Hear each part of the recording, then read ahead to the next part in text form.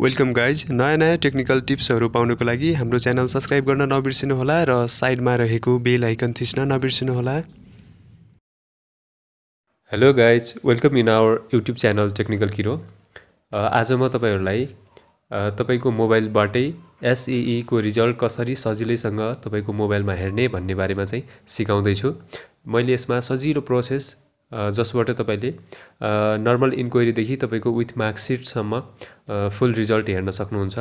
यदि तपाईँले पनि आफ्नो अथवा आफ्नो कुनै रिलेटिभ्सको रिजल्ट हेर्न खोज्दै हुनुहुन्छ, त्यो आइडिया तपाईँलाई थाहा छैन भने यो भिडियो राम्रोसँग हेर्नुहोला। त्यसको लागि यहाँ हामीले केही स्टेपहरू युज गर्नुपर्ने हुन्छ। त्यसको लागि 4-5वटा टेक्निकबाट तपाईँले रिजल्ट हेर्न सक्नुहुन्छ। म तपाईँलाई सबै टेक्निकहरू बताउने छु र रिजल्ट हेर्ने वेबसाइटको लिङ्कहरू पनि दिनेछु। भिडियो राम्रोसँग हेर्नुहोला। फर्स्ट टेक्निक भनेको सबैभन्दा सजिलो, हामीले एनटिसीको आइभीआर टाइप गरेर यसरी डायल गर्नुपर्ने हुन्छ। यो एनटिसीको आइभीआर हो। त्यसै सेकेन्ड अप्सन भनेको एकदमै पुरानो अनि रिलायबल टेक्निक भनेको यो स्प्यारो एसएमएस, जो चाहिँ जानकी टेक्नोलोजीले प्रोभाइड गरेको छ रिजल्टहरूको लागि।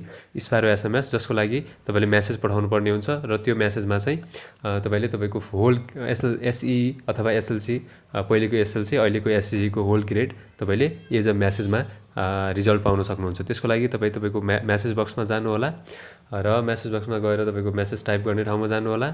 अनि यहाँनिर तपाईँले यसको एउटा यहाँ तपाईँले टाइप गर्नुपर्ने हुन्छ, एसई टाइप गर्नुहोस् अनि स्पेस दिनुहोस्। अनि यहाँनिर तपाईँको सिम्बल नम्बर 7-8वटा कतिवटा डिजिटको छ त्यो सिम्बल नम्बर हान्नुहोस्। विथ तपाईँले यहाँनिर तपाईँको यसो लास्टमा भएको अल्फाबेट पनि हान्नुपर्ने हुन्छ। यसरी हानेर तपाईँले पठाउनु पर्ने हुन्छ। पठाउनुको लागि चाहिँ 33501 मा चाहिँ तपाईँको यसमा चाहिँ तपाईँले सेन्ड गरिदिनु भयो भने तपाईँको रिजल्ट म्यासेजको रूपमा आउँछ।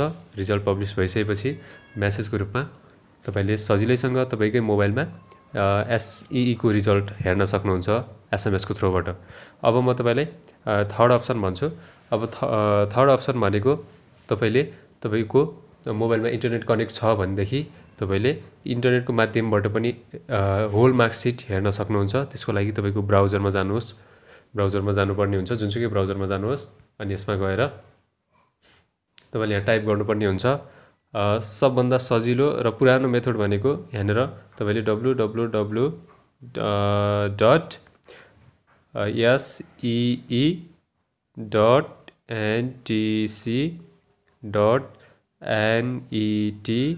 www.see.net.np www.see.ntc.net.np मा तपाईँले इन्टर गर्नुभयो भने यहाँनिर अहिले रिजल्ट पब्लिस भइसकेको छैन।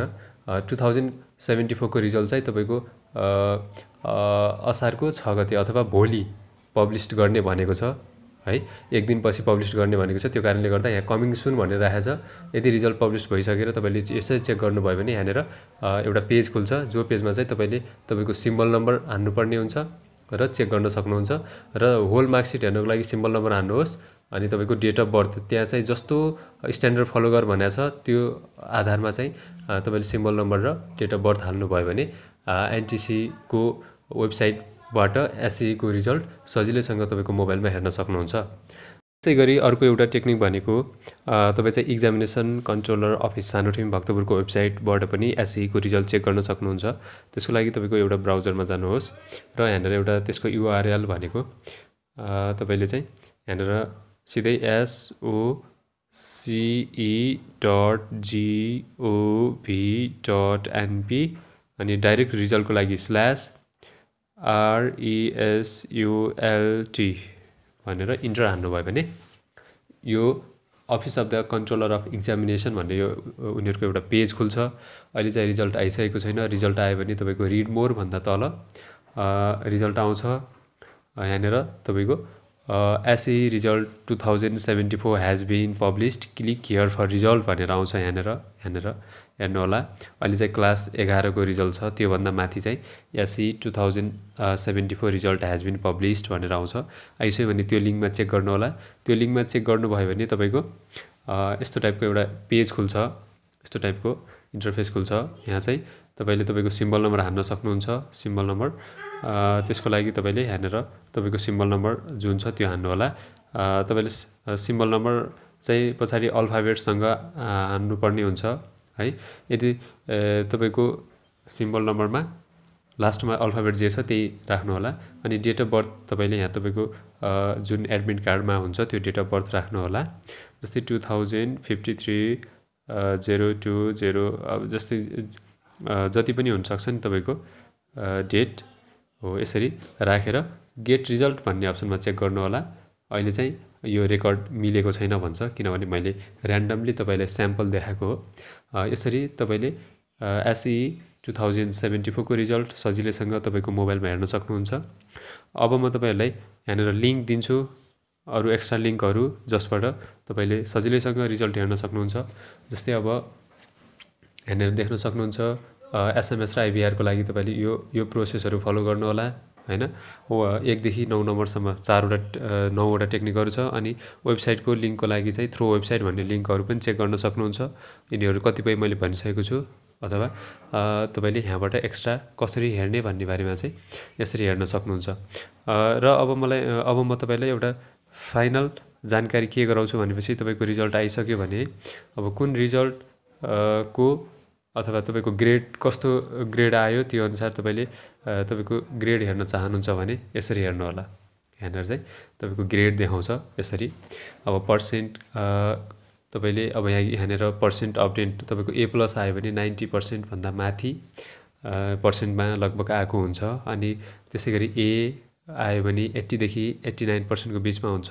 B+ भनेको 70 देखि 79% को बिचमा, B भनेको 60 देखि 69% को बिचमा, अनि C+ भनेको 50 देखि 59% को बिचमा, त्यसै गरी C भनेको 40 देखि 49% को बिचमा, D भनेको 20 देखि 39% को बिचमा, र E भनेको 1 देखि 19% को बिचमा, र फाइनल्ली N भनेको 0 जसलाई चाहिँ नील भन्छ। त्यसै गरी तपाईँको ग्रेड डिस्क्रिप्सन तपाईँले यहाँनिर हेर्न सक्नुहुन्छ। A+ भनेको कस्तो ग्रेड हो, A भनेको कस्तो हो, B+ भनेको कस्तो।